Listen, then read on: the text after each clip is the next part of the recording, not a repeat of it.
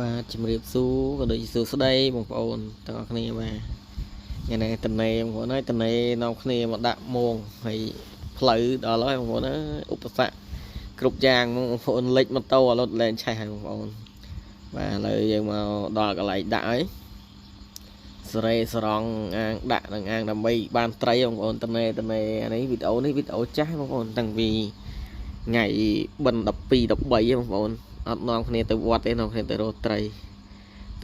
ម៉ូតូខូចផងបងប្អូនអើយមើលផ្លូវហើយមើលមុខអ្នកដាក់ត្រីដល់ហើយមុខផ្លូវបងប្អូនផ្លូវវិញមិនបាច់និយាយបងប្អូននិយាយពីពិបាកដល់ហើយល្អលផងលិចផងកន្លែងខ្លះលិចកន្លែងខ្លះល្អលកន្លែងខ្លះលិចម៉ូតូដល់កែបបងប្អូនកុំដាក់ទីបវិស័យទៅតាមនឹងកុំអីកាប់ហើយបងប្អូននេះឥឡូវដល់កន្លែងដាក់ហើយបងប្អូនហើយដើរដាក់បានត្រីមួយហើយបានត្រីក្រាញ់មួយនេះរះជើងបងប្អូនរះជើងបានត្រីក្រាញ់មួយហើយឥឡូវដើរអត់មានត្រីទេបងប្អូនអត់បានថ្ងៃហ្នឹងដាក់បានត្រី4 10អត់រួចថ្លៃសាំងទេបងប្អូនអត់រួចថ្លៃសាំងអត់រួចថ្លៃខូចម៉ូតូ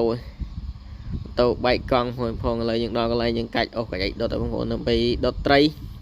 ហូបបាយថ្ងៃបងប្អូននេសាទបានហូបបាយទេប្រទេសមកឥឡូវយើងមកដុតកាត់ភ្លើងរៀបចំកាត់ភ្លើងដុតត្រីដើម្បីហូបបាយបងប្អូនបាយបន្ទាប់ពីយើងបកាត់ភ្លើងឆេះហើយយើងក៏ទុកវាសិនយើងចុះទៅដោះត្រីសិនបងប្អូនចុះទៅរកមើលត្រីលើកត្រីមងសិនបងប្អូនមិនចុះនេះមិនមែនចុះទៅត្រៀបសំណាញ់ទេបងប្អូនចុះឆ្លងទៅត្រោយមកខាងទៀតទៅដើម្បីសាមើលមងបងប្អូន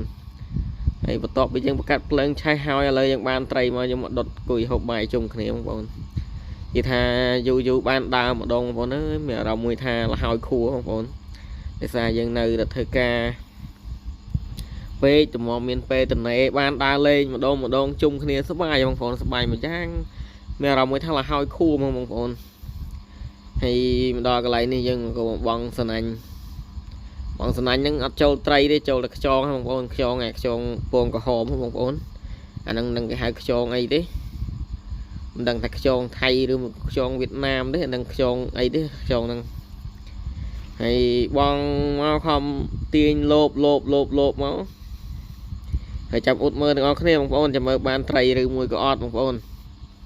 បើមកខ្ញុំថាអត់បានត្រីទេបានតែខ្យងទេបងប្អូនឥឡូវចេញលទ្ធផលហើយបានតែខ្យងមែនបងប្អូនអត់មានត្រីទេបាទមើលទាំងអស់គ្នាមកចូលមួយដែរនោះបងប្អូនចូលកូនត្រីមួយឡើងប៉ុនកជើងកែបបងប្អូនធំអស់ទោះហើយបាទហើយលទ្ធផលពេលអានេះចុះលើកមងចុះសាមងម្ដងបងប្អូនមង4 ដៃបានត្រីប៉ុណ្ណឹងបងប្អូនសាម្ដងឮតែគេថាដាក់បានតែពេលមកខ្លួនឯងមិនដឹងអានេះដល់កន្លែងម៉ូតូខូចទេបងប្អូនលិចទឹកលងទឹកលើកមកអត់ឆេះដាច់ខ្សែភ្លើងទាញចុះទាញឡើងនេះចុះនេះឡើងដាច់ខ្សែភ្លើងលីងទំមតានឹងនេះបងប្អូនហើយមានអ្នកដេកទឹកផងដេកអីផង